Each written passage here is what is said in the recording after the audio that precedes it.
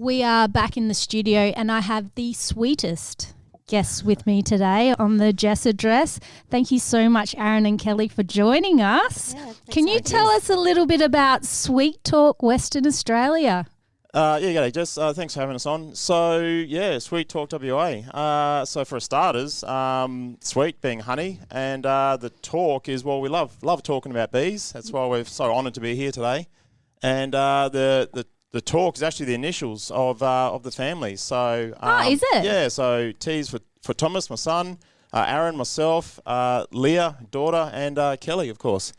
So so Sweet Talk. It just kind of made sense, and talking on radio makes more sense, doesn't it? Absolutely, yeah. Great sense. And we're here to talk about your great products.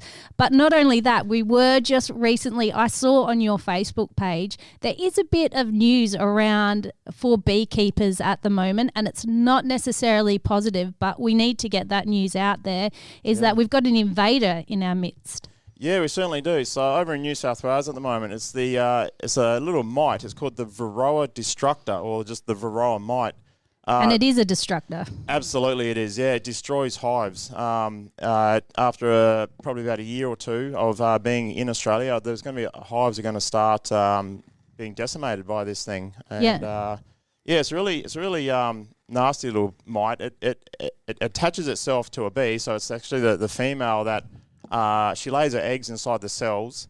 The little mite will develop in the cell, attach itself to the little pupae of the larvae inside the cell. And then once that cell is uncapped and the bee crawls out, then there's a numerous mites in there. They'll come out and attach themselves to the adult bee. And so that mite, what it does is it'll get into the segments of the abdomen of the insect. So if anyone's ever looked at insects before, and especially bees, you got these little segments at the back. Yep. And the mite will sort of get into that segment and feed on the body fat of that bee. As well as while it's the biggest reason it decimates the hives is while it's inside the cell of a developing bee, it's feeding on that developing bee. So it's not developing well, obviously. No. So, I mean, like, if you compare it, I think of us as humans, a developing fetus. Imagine something being inside the womb, feeding off. That's a horrible thought, but that's basically what's happening. And so the development of that bee is just is hampered, and they come out with deformed wings and all sorts of stuff, yeah. And I've watched the bee movie, and they do say that its body's too fat to actually fly anyway. So if you have a mite on it, I can only imagine it's going to make it more difficult to fly and do its very important job, which is to go out there and pollinate flowers and actually create food for us. Correct, yeah. So, and I'm glad you brought that up. So with that mite being here in Australia, that's going to have a significant effect on our agricultural industry. So we have numerous crops, and in particular the almond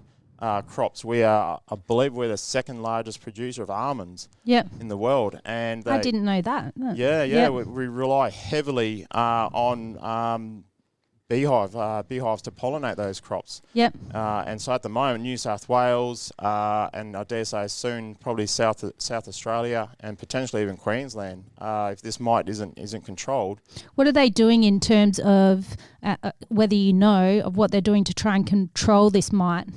Yeah, so Department of Primary Industries in New South Wales, they're currently tracking. So it's almost like close contact tracking for COVID, pretty much. Yeah, similar sort of thing. So they're detecting these mites in the hives. Unfortunately, there was a commercial beekeeper who had mites, and they've probably moved a lot of their hives, so they're tracking all those at the moment. Yep.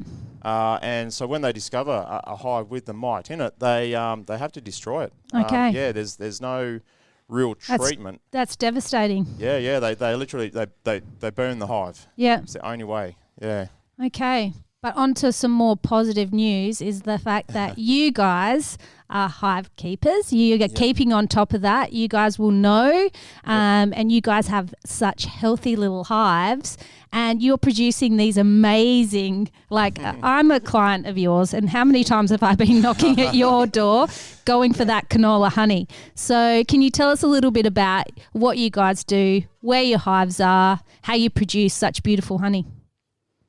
Yeah, all right. So the canola honey that you love so much, and we get quite a few people chasing that. It took us a bit to get it going, actually, because looking at it, it's a white. Yeah, So it actually looks like butter. Yeah. Or some people thought when we said, "Oh, it's canola honey," people think we're selling oil. Yeah. Passing it off as honey or something. It's like no. So it comes from the canola plants up in the wheat belt there. So we move about 20 odd of our hives up into the wheat belt when the canola comes into bloom, and the bees get the nectar and pollen just from those flowers alone, and that way we know it's canola honey. Yeah. Yeah. So we move the hives up there.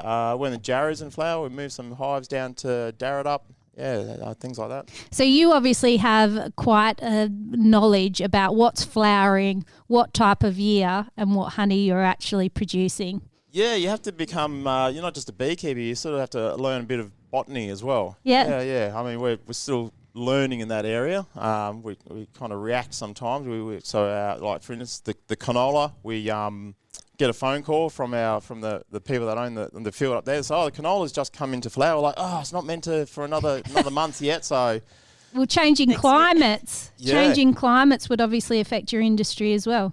Yeah, definitely. Yeah. Absolutely. So sometimes some years are very low production. Last season was pretty good. The season before that was not so good. Yeah. So every year is different. So it's just that's the agricultural industry. Kelly, do you want to tell us a little bit about the story about how Sweet Talk started? Yes. Does it have a little sweet story? So we were in Alice Springs, where my parents are, and just sitting around the table, Aaron was just flicking through a garden magazine. Yep. And came across an article on bees and beekeeping. Yeah, it's an organic gardening magazine. Yeah. Yep. So you just sat down, had a bit of a read, and at the end went, I want a beehive. And straight away, so we're on holiday, so straight away, contacting someone to arrange or to buy a beehive. So when we got back, it was on, wasn't it? Yeah. Within a couple of weeks of getting back home, we had our first hive, yeah. And how many beehives do you have now? About 60. Yeah. 60? Yeah, but we still need to grow. Yeah, and you're still growing. Yeah. Wow. Yeah. So you've obviously got a good relationship with some of the farmers around here because, as you said, it's kind of a hand-in-hand partnership. Yep. They actually need the bees around to be able to do the pollination for the food, and you guys need the flowers. So it's actually a good relationship to have. Yeah, definitely. Yeah. It's it's a good mutual relationship. Yeah. Yep. So they got the citrus orchard. We know that they turned around after the first couple of years of having the hives, and they said that their production's increased. They getting bigger, better oranges, and Oh, that's always lovely to hear that you guys are helping each other out. Tell us a little bit about the products that you have. All right, so we've got a few different flavours of honey at the moment. We have come in some varied sizes. So we have our 1 kilo jars. We've got a 500 gram jar, and then we've started doing these little sample jars or gift jars as well, so people can have just a try of the different varieties of honey that we have. Now, I can definitely recommend, I previously bought the 500 grams, I believe, for my teachers, for my kids, because I found that was an excellent gift to be able to give the teachers at the end of the year was a jar of your honey. Now, they all came back to me and said, that was a great gift. We loved it. So if any of you guys are looking for gifts for swimming teachers, for teachers, come down and see Sweet Talk. How do they get in touch with you? How do they buy this stuff? So we're on Facebook and Instagram. We also have a website. So if you just search up, it'll be there. So we haven't got a shop on our website yet. We're still working on that. But just get in contact with us, shoot us a message, and we can deliver within the Rockingham area. Yep. Otherwise, feel free to. We'll send you our address. Come around. Yep. Try a few different honeys and. What about markets? Yeah, markets. Yeah, we have a few locations now. So we've just started at the Rockingham Rotary Markets. I think we're sort of going to aim maybe once a fortnight or once a month to go along there. Yep. We also have a place where our bees are is in Fairbridge, and it's a hip camp. Okay, yes. And so they're selling the honey straight from the hives on that property to so happy campers. Jacaranda, do a bit of a shout out if that's right. But absolutely. So Jacaranda Hill, really good couple out there. They're living off grid, so they're trying to keep things as natural as they can. And so we might have to get them in here to tell us a little bit more about that. They'd be keen for that. Yeah, so, would love that. Yeah, so they do the hip camp where people camp on their property, and it's a great spot. So overlooks down over Mandurah, I think it looks over towards. Yeah, you can just sort of see the ocean off in the distance, and it's beautiful. Spot. We've also got we've just put some honey on our shelf at Beach Bites Cafe. That's what I was about to ask. Yeah. If anyone's out there who has a shop that is looking to stock this fabulous honey, get in contact with you guys. There's IGAs, there's places like that. I know you're listening. Yeah. So Aaron and Kelly, Sweet Talk, WA, these guys are local. They're doing a lot. They're actually helping produce the food that we eat, which is very, very important. I appreciate you guys coming in and showing us all. I'm a customer. I'm staying a customer. I love what you guys do. But we've got to listen to some more music at the moment. I'm not sure what we're going to listen to, actually. It might be a little bit of a surprise.